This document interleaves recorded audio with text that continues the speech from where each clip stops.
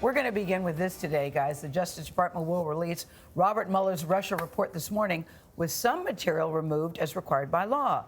Attorney General William Barr, there you see, left his home a short time ago.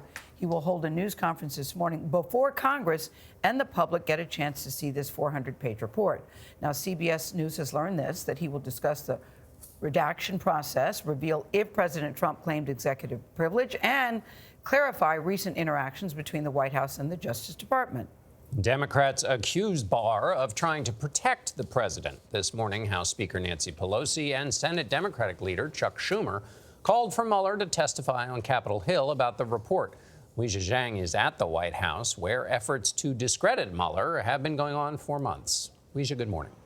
Good morning, John. White House officials are really downplaying the release of this report, focusing instead on what they call the most important part of it, the conclusions, which we have known for weeks. One source describes it like this: we already know how the book ends, echoing President Trump that there was no collusion. In fact, just minutes ago, the president tweeted that this is the greatest political hoax of all time. But there is an acknowledgement throughout the West Wing the report may reveal damning details about the president and his actions, even if they do not rise to the level of criminal activity.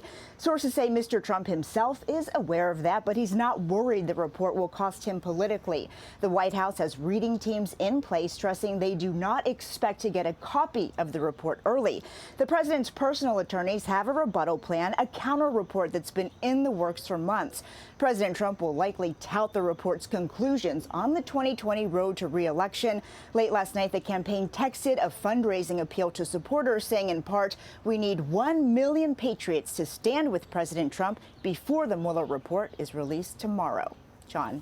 All right, Weijia, thank you. CBS News will bring you the Attorney General's remarks this morning in a special report. Live coverage begins around 9:30, 8:30 Central here on CBS. I think one of the things that we're going to try and do here at CBS 2 is not just cover the circus surrounding it and what he says, she says, or he says and he says, but we're really going to dig into the substance of this and try and provide our audience with the relevant information so they can make a choice on their own, and they can read it as well. But we're going to try and give the best analysis. We're getting a chance, as you say, to glimpse the actual report, redacted, but we will have had two summaries: the original 4-page letter from the Attorney General, and then now he's going to tell us some remarks at a press conference before. So there's a lot of actual report to look at now that we've seen all this summarizing. Yeah, there's a lot to see here. Yeah, we'll do that.